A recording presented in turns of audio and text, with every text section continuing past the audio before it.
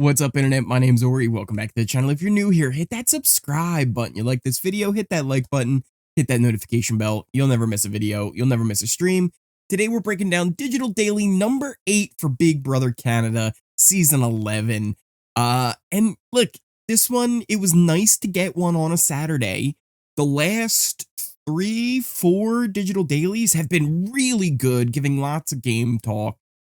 This one felt a little lacking. There was a little bit more fluff kind of put in there, but nothing too bad. We did get a lot of game talk, but it's mainly just everybody confused because they don't know what Dan is going to be doing. So it's going to be interesting to see how this all plays out, but let's kind of run down everything. It does seem, I'm going to tell you right off the bat, it does seem like we might have a Carol from BBCan 8 situation going down. Pretty much like a self-eviction, but not a self-eviction kind of going on. But we'll see. We'll see. Maybe not, because he said it to one person, but didn't say it to others. So maybe they told him to stop saying it. We don't know. But we'll break down everything that's going on. First off, we get Hope and Anika. And this is kind of that first notion where something's off with Hope. We had seen Hope in previous digital dailies where he just doesn't seem to be enjoying his time there very much. The very first digital daily we got was the guys kind of talking him down, saying, Hope, hey, listen, like, let's talk about this. Also just noticed I still have the alliance chart up. Let's just put up our people. Let's just put up the cast so that you can have faces to go with the names, because I know a lot of us are still kind of learning the names and faces and making sure we remember everybody. Sometimes, like, you forget, like, oh yeah, like Vanessa. Vanessa is a person in the game. Daniel. Oh yeah, he's like never shown on TV and only just started to get shown on the dailies. So it's like you forget. Let's have that up. But yeah, Hope has been seeming off lately. And I just don't think he's having a good time. I think he's very homesick. He's not fitting in very well. But the whole little start to this daily was Hope and Anika just kind of being awkward at the table. And she's like, okay, is it okay if I go and join the others on the couch? And he's like, yeah, you're your own person. Don't worry about it. But like, it was kind of like she was being nice, saying like, all right, like if you're going to finish up here, I'm going to go join the others, kind of a thing. So it wasn't too bad. It was just awkward. They weren't really talking. I don't know. We then move on and we do get Daniel and Rob, not Daniel, excuse me, Dan, the current HOH, and Rob having a very short chat.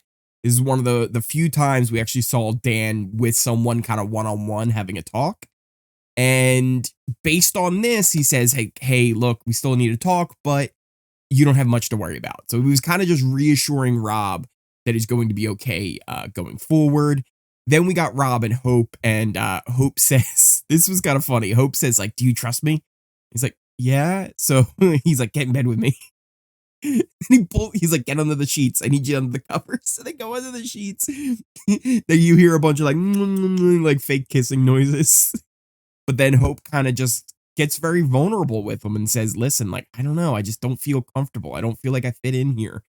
And he's like, what do you mean? And then he's like, I told Rob, he tells Rob that he told Dan to put him up on the block and he wants to be nominated. He shows Rob something. I assume this is the necklace that JM gave him. We actually see him fiddling with it later on.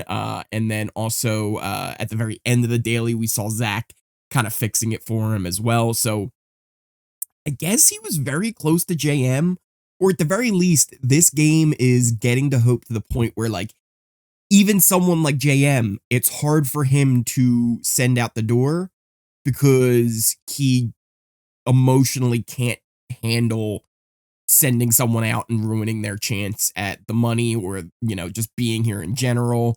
And which I understand. That is something that is hard about the game, right? And it's something that a lot of us, you know, will watch the show and be like, come on, you just send them out. It's like, well, you're spending a lot of time with these people, right? Like, imagine if you were at work and you had to vote out one of your coworkers and fire them every week. Every week, one of your coworkers has to go. You've been working there for 10 years. That's what it feels like for these people. They've only been in for 2 weeks, but it feels like forever because they're living with them 24/7. a day can feel like a week. So it's something where you get attached with these people very quickly. So it can be hard sometimes for people to separate game and emotions inside the house. And it seems like Hope is just having a really hard time with that. Rob says, like, listen, even if you're going to do this, go out grinding, right? Like, go out with a bang, win the POV, right? If you're going to be nominated, win the POV, save somebody else, make yourself like, going out like not like a chump, like make a splat, right? Make it memorable. And Hope kind of says like, yeah, he's like, that's the one thing that's like kind of making me feel like maybe I shouldn't, leave is this is like a once in a lifetime opportunity, which Rob then like reassures me. He's like, nah, man, like, trust me, like you're going to have more opportunities like this. You're going to get on another show.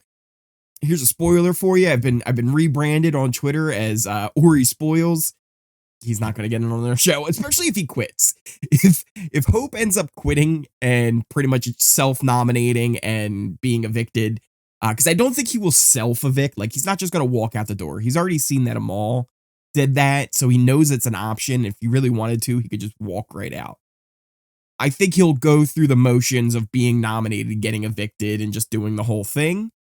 But yeah, if he does that, he's not getting on another show. They will never call him back for any kind of all-star returning season. And I kind of doubt that he'll be asked to come on to anything else. You don't go out week 2 and end up being someone that people remember. It's very rare that anyone who was a pre-jury evictee is even memorable at all. So yeah, Hope, if you walk, that you did ruin a once in a lifetime opportunity. And that's something that bothers me as well. Like, I understand him not getting comfortable in there, but nobody said this was going to be easy. And if you go in there and you're basically just giving up, think of all the people who have applied, who have wanted to get on this show that you took a spot away from. There's probably an alternate who was this close to getting on the show. They were in sequester, ready to go, just to replace you if you decided that you wanted to leave or you couldn't go on because of, a COVID test or something like that. And then you decide to quit 2 weeks in. You took away an opportunity from somebody else, and that stinks. We then ended up getting Kuzi and Santina with a quick little chat, just kind of asking how each other are feeling. Santina says she hasn't even talked to Dan yet, so she doesn't really know, but that was pretty much all we got until others entered the room. We got Shania and Claudia in the bathroom just kind of getting ready, and she was kind of talking about how she's still crushing. And like Claudia was like, maybe he likes you. It was like girl talk kind of a thing. Dan, I don't know. I didn't know. It sounded like he didn't get his room, or at the very least, he was waiting because he had to do the Wendy's breakfast and didn't have talks with everybody yet. So they were kind of saying like he can't even talk to anybody yet. It does sound like he's taking Zach on the Wendy's breakfast trip. And they were saying how they feel like Zach's going to have a big influence in this. Kuzi ends up joining, and again, they still have really kind of no clue who's going to be going up. We then kind of switch over to another conversation with Santina involved, with her and Renee. They were kind of talking about, trying to keep the girls together and being able to steer Dan away from the girls. She was like, we're going to have Nene go in there first, set the tone, and then I'll come in and seal the deal. So we'll see how that all works, but they kind of want to get him to, put up one of the boys, because they're going to tell him like, look, they're going to see you as a big threat anyway. So if you just kind of let them go, they're going to take you out because they know you're going to be able to compete against them. And if you're not with them already, like you're not getting in with them now. So Santina actually mentions there's a lot of tension with the boys right now. So that's maybe something they can use. I just don't know if this is Santina being loyal to Renee and the girls' side, or if she's still going to be sticking with, Zach, Ty, Jonathan, Roberto. And again, she mentioned there's tension with them. So maybe she even sees working with them and just playing both sides as the best move for her right now. That's why, I kind of don't like when people are like, oh, she's just a puppet for Zach. Yes and no, right? Because, yeah, she did kind of get influenced by Zach, but she was already kind of leaning towards the JM route. And when they wanted to backtrack on that, she didn't want to do that. She's like, no, I'm sticking with the plan. And she's the one who made the decisions, right? On the flip side of that, who came to her first trying to get her to do what they wanted? Claudia and JM talking about how we need to go for the boys. So would she still be seen as a puppet if she listened to them and said, yeah, you know what? I will go for the boys. Because what would that have done for her? She would be the target for these boys and she would be on the block right now, which she still might end up being on the block anyway. But the whole point is, either way, she would have been considered a puppet, no? Or is she just a puppet because she listened to Zach? In the end, she made her own decision. Is it for the best for her game that she did that? Probably not. It would have probably been better just to leave the nominations the same and send out Dan. But yeah, that was the decision she made. I don't think it necessarily was a puppet move because she seems like the one who, if you come to her and tell her, this is what you got to do, like if you don't do this, this is going to happen, she's not going to listen. But the way Zach came about it was, hey, like, I think this might be a good idea. What do you think? Like, how are you thinking? And he made her involved in the decision as opposed to, the boys are working together. We got to go for the boys. We got to do this. And that's a big difference. That's a big difference. I feel like that's more of being a puppet if she just listened to them. Because then she's doing their dirty work. Claudia gets clean hands as she takes shots at the boys. JM, clean hands saying, well, she did it. I didn't do it. I don't know. Maybe that's just my opinion on it. Ty and Claudia, we get a weird little awkward. They're just the most awkward, like showmance, no-mance thing that's going on. They were chatting about like counting stuff. He asked her like, oh, well, if you went on the block, do you think you got the numbers? It was so weird. And Ty actually says like, I don't think you will go up. I don't have any idea, but I think you'll be safe. And then he says like, I don't think you'll go up. Like, I don't really know. But then she says like, who do you think would go up? And he's like, well, actually, I do have an idea, but I can't say right now. Well, why can't you say? You're supposed to be, having feelings for this girl. You're kissing each other. You're holding hands. You're rubbing thighs. Like, you can't tell her who you think he might nominate? So you don't trust her? It's such a weird dynamic between these two. I don't know. We got a very short little talk between Ty and Renee. It literally was a couple of sentences where they were talking about the nominees. And Renee wonders like if he will go for like the more strong physical players or he'll go for just like easy targets. Then we get another one with Renee and Hope. We didn't see Hope mention to Renee that he told Dan he wants to go up, but he does say that Dan wants to talk to him after he talks to Zach. So Hope would be like the first one he talks to after the whole Wendy's dinner. Well, I guess it's breakfast now. A little brekkie. Hope says, there's a lot of work to be done, which this is then maybe like the only contradicting thing, right? Like Hope is telling Rob, yeah, I asked him to put me up, blah, blah, blah. But then he's talking to Renee almost like, hey, like we can work this. Like we still got stuff to do.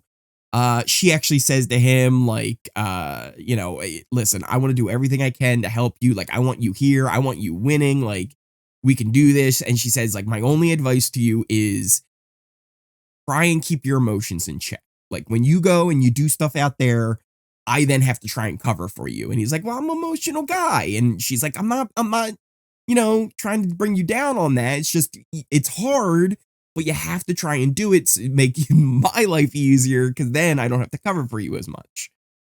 We then get Ty and Kuzi as she's kind of like working on his back. She's like literally standing on his back. And the only real big information here is Ty was saying he hopes that Zach can work his magic. And if he does, they will be safe. Anika ends up joining and they were, talking a little bit of game, but nothing really major. And the one big thing that I kind of took away from this was Anika saying she would hate to be the first or second person in jury because she just would feel like it was wasting her time. Meanwhile, Kuzi's like, no, I want to make it to jury. I actually kind of hope now Anika gets all the way to jury, first one out, and she has to sit there alone. Daniel has a short little talk with Claudia, but they were just kind of talking about like, yeah, like I always felt confident with where my vote was going and stuff like that. Nothing major. She ends up leaving because again, it was a very short little talk. And then we got Daniel alone having some cam talks, kind of just talking about his game. And he says like he's starting to trust Claudia more, but at the end of the day, he knows the girls can't be trusted, the guys can't be trusted, and the outsiders kind of have to band together, make them think they're numbers for them, and then turn on them when they can. But when is the right time to turn on them? How many of these people do we let get taken out before we're able to say, no, you're our numbers now. We weren't your numbers. So he knows what he needs to do, and he really has a good vision for the game, Daniel, but I just don't know if he has the agency right now or the pull to be able to do these moves. Can he get the outsiders working together? I just don't know. Renee and Dan S, he says, like current HOH Dan, are his targets going forward because he wants to get them out more than anything, which is kind of weird targets for him, really, if you think about it, because those could be people he could pull onto his side. So that's maybe the one flaw in how he's seeing the game. But he says those people wouldn't affect his relationships with people like Santina and Zach, Kuzi, and Ty. Could affect his relationship with, like, let's say Hope, but again, Hope might be leaving this week, so it's might not matter. So at least he has a good idea of like, all right, if I win HOH, I would do this because it would cause the least amount of ripples, right? And make it easy for people to digest that. He actually kind of nails the house dynamics as well. Like, I just think he really has a good idea of where people are kind of standing, and he thinks he has the tools to blow everything up because he was talking about how he knows there's cracks forming in the boys. He knows there's a girls' alliance. He knows there's a boys' alliance, and he can't trust either of them, but he has all the information to kind of blow it up if he needs to. So that'll be interesting to see if that ever comes to the point where he's like, all right, it's time to press that button. We got a short little thing where Nene was making fun of Rob for his jorts. But that was about it. Santina and Daniel have a little talk. She kind of says, she thinks she's okay. He doesn't know what Dan would do either. Then we got Vanessa and Shania. Both of them, again, no clue what he would do with noms. Vanessa wouldn't know what she would even do with noms. She's like, I would probably just pull it out of a hat and everybody hope for themselves. Shania does think, though, it could be someone from the Flamingo room who ends up going up. Because Dan was like, oh man, like if you guys were there together, kind of, having a thing, that would be dangerous because they would have the numbers. Because I believe everybody who's been evicted so far was from the Toucan room. John Michael was in there and Amal was in there. I believe Hope, Daniel, Claudia, Dan S, the current HOH. Who else is in that room? I'm just trying to go off memory at this point of who else is in that room. That's like 5 because Shania, Ty, Zach, Vanessa, Santina, Kuzi, Jonathan, Roberto, I believe, are all in the other room. So that's a lot. It's like 5 to 7 as far as the rooms go. And again, they weren't even able to choose their rooms. They were just kind of set up that way. Actually, now that I think about it, Kuzi is in the other room now because I believe she's sharing beds with Daniel. Renee and Rob have a little talk about nominations. They both, again, have no idea where he will go. Rob hopes he's not a target, but you're never sure. Renee really hopes that, Dan will have some mercy on her because they were both on the block. And since they were both on the block and put in that position, they really didn't get to talk game to each other because when you're on the block with somebody, there's really no point in campaigning them because you're looking for votes yourself. They don't want to see, Hope leaving, and they kind of hope he, can stick around and chill. But it didn't seem like they brought up the idea of him putting himself up from Dan. So I still don't know if Renee knows that part and just Rob knows that part. But both of them seem like they really value Hope and would like him to stay if possible. She also hopes that she doesn't get seen as a pawn moving forward and keeps getting put on the block because it would be like easy for it. And she thinks she has a lot of value in this game outside of competitions. And she's right? Most of the game is actually played outside of competitions, right? It's making deals, the social game, having, the numbers on your side. That's where most of the game is played.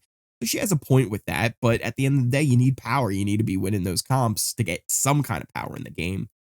And they both kind of talk about how, there's definitely people working together, but it's like, who's working together? How much are they working together? Then we got John and Renee after they were done their game of pool. John was in the Circle K room because he's having a lot of sinus issues. I think from when they were playing the competition. I guess it's really dry out in the backyard area when the competitions are going on. So he was having a lot of sinus issues, and the Circle K room seems to be the best spot for him. So he's trying to be able to breathe. Both of them still need to talk to Dan. John says he feels okay, but you never know, like as okay as you can feel in the Big Brother house, he said. And he's more worried that someone he likes will end up going on the block. That's his bigger concern. And then really we kind of had like a couple little clips, but the last like big piece of information we got was actually a clip of Dan solo in the HOH room. And he basically just said, like, I want to be able to hear from everyone, and he wants to try and have the more people he can assure that he's not going after them, they will then return the favor for him as HOH. So to me, that kind of sounds like he wants to play it safe and not go after big threats, like, let's say, a Rob, a Ty, a Jonathan, a Zach even. And I could see him just going, okay, Hope, you want to go up? Let's put you up. Santina, you put me up already. I need a pawn because Hope wants to go home. So Santina goes up. So we'll see how that goes. Maybe also, there's a spoiler account on Twitter that has sources and has spoiled that the nominations are Hope and Santina. But anyone who's been watching me for a long time knows never trust a Twitter account with spoiler in their name. Anyway, that is the Digital Daily for today. It was nice to get one on a Saturday because after last weekend, we didn't expect to get any on the weekends, just the weekdays. It wasn't as good as the last few, but it also wasn't terrible, right? Like we didn't have that hour-long game of Werewolf. This was about an hour and a half of footage, and would I rather have had more stuff with Dan having talks with people? Absolutely. But at least it's something. We have a few little breadcrumbs we can kind of pick through there and try and see how the house is really going. But what do you guys think? Let me know in the comments down below. Who do you think Dan should nominate? What do you think the nominations will end up being other than who you think? Who do you think they will be? Because those are two different questions. And then, yeah, if you are new here, hit that subscribe button. You like this video, hit that like button, especially if you made it all the way to the end of this video. Smash that like button. Links to my Twitter, my Discord, my Twitch, all down in the description and a pinned comment down below. So you can find all my socials down there. Follow what you want, ignore what you want. And as always, thank you guys so much for watching. I appreciate each and every one of you for all the support you show me here on this channel. And I will see you next time.